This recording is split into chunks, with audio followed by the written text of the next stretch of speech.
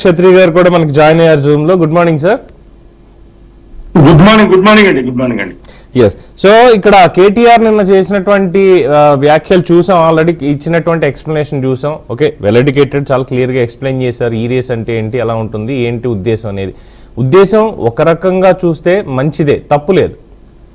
ఈ battery vehicles ని, electric vehicles ని మేము ఇచ్చేయాలి అనడంలో కేటీఆర్ ఫార్ములాని ఎవరు తప్పుబట్టేది లేదు ఇక్కడ. కానీ దాన్ని అమలు పరచడంలోనే లోపభూయిష్టంగా నిర్ణయాలు తీసుకున్నారు. ఏకపక్షంగా కనీసం క్యాబినెట్ లో పెట్టడం కానీ, లేదు అసెంబ్లీలో దానికి సంబంధించినటువంటి ఒక చర్చ జరిపి మొత్తం అందరు సభ్యులకి చెప్పి, ఇగో ఇలా చేస్తున్నాం తెలంగాణ బ్రాండ్ ఇమేజ్ కి సంబంధించి అని చెప్పి, మనం చేద్దాము, దీన్ని ఇలా తీసుకెళ్ళాలి, దీంట్లో ఎటువంటి సలహాలు సూచనలు మీరు ఇవ్వగలుగుతారో చెప్పండి, దాన్ని ఇంకా గ్రాండ్ గా చేద్దామని అడగకుండా తాను ఒక్కడే, నేను మాత్రమే అన్నట్టుగా డైరెక్ట్ గా కలెక్టర్ కి చెప్పాడు, అరవింద్ కుమార్ అనేటువంటి వ్యక్తికి చెప్పాడు, పేపర్స్ ప్రిపేర్ చేయడం, అంతకు ముందే హెచ్ఎండిఏకి మీరు పేమెంట్ చేసేయండి అని చెప్పడం, ఇదే నేరంగా కనిపిస్తోంది అంటున్నారు. అంటే తనకి లేనటువంటి ఒక అధికారాన్ని ఒక ప్రొసీజరల్ గా ఫాలో అవ్వకుండా ఇష్టారీతిని వ్యవహరించారు అనేది ప్రధానంగా ఇందులో వస్తున్నది. అండ్ బ్యాక్ ఎండ్ లో వచ్చేసి ఇక్కడే ఇలా చేశారు అంటే నోటి మాటతోటి బ్యాక్ ఎండ్ లో ఇంకేం జరిగింది అంటూ అనుమానంగా ఏసీబీ కేసు పెట్టింది. తప్పే ఉంది దాంట్లో విజయ్ గారు? అయితే ముందుగా డిఆర్కే న్యూస్ ప్రేక్షకులకు, ప్యానెల్ ఉన్నటువంటి మిత్రులకు, మీకు కూడా శుభాభివందనాలు అండి. అయితే ఇక్కడ రాజకీయాలు అంటే ఎంత నీచమైనవిగా ఉంటాయి అనడానికి, అలాగే జైలుకు పోయి రావడం అంటే ఎంత అంటే నీచంగా ఉంటది, లేదంటే ఎంత అంటే గొప్పగా ఉంటది అని చూపెట్టడానికి, అలాగే మోసము, దగ్గ, కుట్ర, తర్వాత బహిరంగంగా కూడా తప్పులు చేయొచ్చు అని చూపెట్టడానికి నిదర్శనం ఎవరంటే రేవంత్ రెడ్డి గారు. ఈరోజు మీరు చూసిరు 5 కోట్లకు మాట్లాడుకుని 50 లక్షలు ఇస్తూ స్ట్రింగ్ ఆపరేషన్ లో పోలీసు వాళ్ళకు దొరికిపోయినటువంటి దోపిడీ దొంగలాగా కనిపించింది ఎవరు? రేవంత్ రెడ్డి గారు. కానీ ఇక్కడ కేటీఆర్ గారు ఆయన అడ్మినిస్ట్రేషన్ లో భాగంగా ఒక కార్యక్రమాన్ని రాష్ట్ర ప్రభుత్వము టేకప్ చేసినప్పుడు దానికి కావాల్సినటువంటి ఏదైతే జాగ్రత్తలు ఉన్నాయో వాటన్నిటిని తీసుకున్న తర్వాత ఒక మంత్రిగా ఆయన చేయాల్సిన పని, ఆయన ఆదేశాలు ఇవ్వడం జరిగింది అని ఆయన స్వయంగా ఒప్పుకోవడంలో తప్పులేదు. దాన్ని నిజాయితీ అంటారు. నేను చెప్పాను, థర్డ్ పార్టీ ఏదైతే ఉన్నదో, థర్డ్ పార్టీ కంపెనీ పక్కకు తప్పుకున్నప్పుడు మరి బాధ్యత ఎవరు వహిస్తారు? ప్రభుత్వం వహిస్తారు. నోడల్ ఏజెన్సీ అనేది జిహెచ్ఎంసీ అండి. నోడల్ ఏజెన్సీ జిహెచ్ఎంసీ, అది బాధ్యత నిర్వహణ. మరి నిర్వహణలో అది అగ్రిమెంట్ చేసుకున్నప్పుడు మరి ఒకవేళ మరి ఎవరైతే గ్రీన్ కో కంపెనీ ఉందో మాతోటి అవుతుందని వాళ్ళే ముందుకొచ్చి మళ్ళీ వాళ్ళు పక్కకు తప్పుకున్నప్పుడు ఖచ్చితంగా ప్రభుత్వం బాధ్యత వహిస్తుంది. కాబట్టి ప్రభుత్వంలో భాగంగా ఈ రోజు కార్పొరేషన్, మున్సిపల్ కార్పొరేషన్ ఏదైతే ఉందో GHMC, greater Hyderabad municipal corporation, దాన్ని బాధ్యత వహించింది. మరి సావధానంగా మరి గ్రీన్ కో కంపెనీ కట్టాల్సిన డబ్బులు ఏవైతే ఉన్నాయో ఖచ్చితంగా జిహెచ్ఎంసీ కట్టింది. దానికి మంత్రిగా, వైస్ చైర్మన్ గా జిహెచ్ఎంసీకి కేటీఆర్ గారు ఉన్నారు, చైర్మన్ గా మరి దానికి కేసీఆర్ గారు చైర్మన్ గా ఉన్నారు, వైస్ చైర్మన్ గా కేటీఆర్ గారు ఉన్నారు మంత్రి హోదాలో. అన్నప్పుడు ఆదేశించడం తప్పు కాదు, నిర్వహణ తప్పు కాదు, డబ్బులు చెల్లించడం తప్పు కాదు.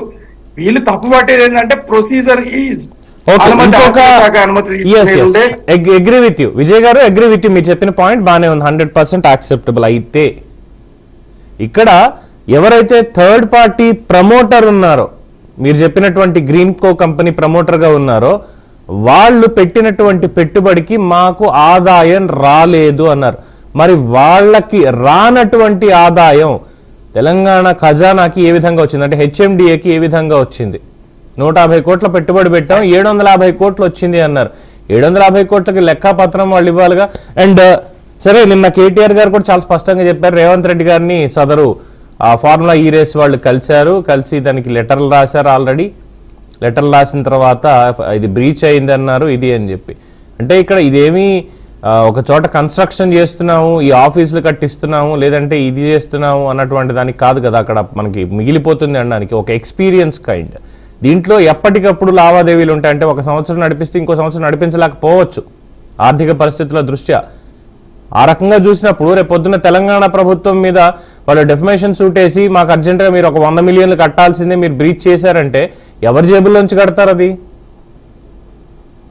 ఎస్, అయితే దీంట్లో మనం అర్థం చేసుకోవాల్సిన అవసరం ఏంటంటే యాక్చువల్లీ అది అసెంబ్లీలో పెట్టి చర్చ చేసి జరిగిందా లేదా అని రాబట్టాల్సినటువంటి రాష్ట్ర ప్రభుత్వము రేవంత్ రెడ్డి గారు డిఫేమ్ చేయడం, అంటే డిఫేమ్, నేనైతే జైలుకు వచ్చిన భయ్, నేనైతే పట్టుడు పోయిన భయ్, కేసీఆర్ గారిని, కేసీఆర్ కుటుంబాన్ని ఎట్లా డిఫేమ్ చేయాలనే ఏకైక లక్ష్యంతో అక్కడ భారతీయ జనతా పార్టీ ఈడీని అడ్డం పెట్టుకుని మా కవితమ్మను అరెస్ట్ చేసిన ముచ్చట మీకు తెలుసు. 163 రోజులు జైల్లో పెట్టిరండి, ఒకటి కాదు రెండు కాదు. సుప్రీం కోర్టు అడ్డుపడి ఆమె ఏం తప్పు చేసిందా కాగితాలు ముందర పెట్టుండి మీరు చూతాము ఏం తప్పులు చేసిందంటే ఒక్క సాక్ష్యం లేదండి, ఒక్క సాక్ష్యం, దానికి సరిపడా సాక్ష్యం లేనందుకే మరి బెయిల్, అన్కండిషనల్ బెయిల్ శాంక్షన్ చేసింది మీకు తెలుసు. ఇప్పుడు కూడా కాంగ్రెస్ పార్టీ ఏం చేస్తా ఉన్నదంటే కేటీఆర్ గారిని మరి సెంట్రలైజ్ చేసేసి ఏదో చేద్దామనే ప్రయత్నం చేస్తా ఉన్నది. అది కూడా సేమ్ యాజ్ ఇట్ ఈస్ గా కవిత గారి మీద ఏదైతే అయిందో అది కూడా గిట్లనే అవుతుంది. మేమేమంటున్నాం అంటే ఇది ఒక ఫార్ములా 1 ఈ రేస్ అనేది ఒక దగ్గర మన దగ్గర తెలంగాణలో మొదటిసారిగా భారతదేశంలో జరిగిన మాట వాస్తవం. అది బ్రాండ్ ఇమేజ్ ను, హైదరాబాద్ బ్రాండ్ ఇమేజ్ ను, తెలంగాణ బ్రాండ్ ఇమేజ్ ను ముందు వరుసలో పెట్టడానికి గాను తెలంగాణ బ్రాండ్ ఇమేజ్, విజయ్ గారు, తెలంగాణ బ్రాండ్ ఇమేజ్ బతుకమ్మ లేదంటే ఫార్ములా ఈ రేసా? బతుకమ్మ అండ్ ఫార్ములా ఈ రేస్ కావచ్చు, ఏవైనా కావచ్చు. వినండి, అంటే నేనేమంటున్నా అంటే జరిగినా కూడా రీసెంట్ గా జరిగినటువంటి రాజకీయ పరిణామాల్లో ఒక్కొక్కళ్ళు ఒక్కొక్కలా మాట్లాడారు పార్టీ వాళ్ళు, కాబట్టి ఈ మాట అడగాల్సి వచ్చింది. అంటే సామాన్య ప్రజలకు తెలియాలి కదా. మంచిదే, మీరు అడగడంలో తప్పు లేదు. మొదటి పండుగ ఖచ్చితంగా బతుకమ్మనే, మేము కాదంటలేము. కానీ ఫార్ములా ఈ రేసు కొత్త నూతన యువత కోసము, అలాగే పెట్టుబడిదారుల కోసము, తర్వాత పర్యాటకుల కోసము అది ఏర్పాటు చేస్తారు. ప్రతి దేశ, అంటే ప్రపంచంలో ఉన్నటువంటి ఆయా దేశాలు, ఆయా రాష్ట్రాలు అవి చేస్తాయి. ఆ సందర్భంగా ఈడ మనం ఒక్కరమే చేయలేం కదా. ఈ రోజు నోయిడా, ఢిల్లీలో చేసిర్రు, మరి ఒరిస్సాలో చేసిర్రు. అంటే అలాంటి, అంటే ఫుట్బాల్ పోటీలు కావచ్చు, లేదు క్రికెట్, అవి స్పోర్ట్స్ ఓకేనండి, మనకి రెగ్యులర్ గా ఉండేటువంటి విషయాలు కాబట్టి అదేం పెద్ద ఇష్యూ కాదు. ఇక్కడ ప్రధానంగా వచ్చేటువంటిది ఏమంటున్నాం అంటే అదేదో మొత్తం ప్రపంచంలో లేని పని అంతా మేము ఒకరమే చేసినాము అనే మాట ఏదైతే వీళ్ళు చూసి దాంట్లో భూతద్దంలో చూసేసి శూలశోధన చేద్దామంటూ రోజు శూలశోధనకు మేము రెడీగా ఉన్నాం. ఇక్కడ కేటీఆర్ కూడా దీనికి పక్షాన్ని వహిస్తూ విజయ్ గారు, దీనికి మనకి వెంకటరెడ్డి గారు సమాధానం చెప్తారు. యాక్చువల్లీ నిన్న కేటీఆర్ చేసిన తప్పు ఏంటంటే ఎక్కడో ఒక జినోమ్ వ్యాలీ అనేటువంటి ఫార్ములాని తీసుకొచ్చి దాని మొక్క ఎవరో వేశారు, ఫలితాలు ప్రజలకు వెళ్తున్నాయంటూ చంద్రబాబు నాయుడు గారి గురించి చెప్పినప్పుడు జినోమ్ వ్యాలీ గురించి కాదు చెప్పాల్సింది ఆయన. 2014-19 మధ్యలో బ్రాండ్ ఆంధ్ర అనేది కొత్తగా ఏర్పడినటువంటి రాష్ట్రం అని చెప్పి అమరావతి రేస్ అని చెప్పి పెట్టారు. Water boats, speed boat race. Amaravati అనే ఒక టీం కూడా ఉంది, అలాగే దావోస్కి వెళ్ళినప్పుడు బ్రాండ్ అమరావతి అని చెప్పి అక్కడ స్టాల్స్ ఏర్పాటు చేసి ఆంధ్రప్రదేశ్ గురించి, భారతదేశంలో ఉన్నటువంటి విశేషాల గురించి చెప్పారు. ఇలాంటివి చెప్పుకుంటే ఇక్కడ మేము బ్యాటరీల గురించి చెప్తున్నాం అనే బదులు గల్లా జయదేవ్ని తీసుకెళ్లి 9,000 కోట్ల రూపాయలు మేము బ్యాటరీ ఇండస్ట్రీలో పెట్టుబడి పెట్టించాం, మేము దాన్ని కూడా ప్రమోట్ చేయడానికి, లేదంటే ఇలాంటి వాళ్ళని రప్పించడానికి మేము ఏదో కార్యక్రమం చేద్దాం అనుకుంటే ఇన్ని కోట్ల రూపాయలు అవసరం లేదు అనేది చాలా మంది చెప్తున్నటువంటి అంశం ఒకటి. రెండోది, ఇందాక మన శివకుమార్ గారు అన్నట్టు క్యాబినెట్ లో పెట్టి నిర్ణయించకుండా ఏదో నోటి మాటతో చెప్పేసి ఇచ్చేశారు అన్నటువంటిది ఇంకొక పాయింట్ వస్తుంది. అయితే వెంకటరెడ్డి గారు, వెంకటరెడ్డి మాట్లాడతారు. అయితే ఇలా జరిగిన మిస్టేక్ ఏం లేదండి. కాకపోతే ఏంటంటే ఏదో ఒకటి చర్చ పెట్టాలి. వీళ్ళు ఇచ్చిన గ్యారెంటీలు పక్కదారి పట్టినాయి. ఇప్పటిదాకా అది సగం 150 కోట్ల పెట్టుబడికి ప్రజలకు అందినాయి కాదు. ఒక ప్రైవేట్ ఎంటిటీ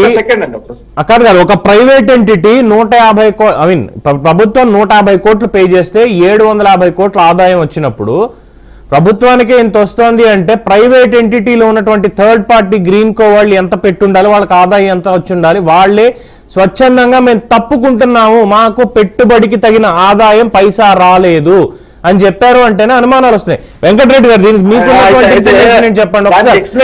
విజయ్ గారు ఒక్కసారి వెంకటరెడ్డి గారు మాట్లాడారు.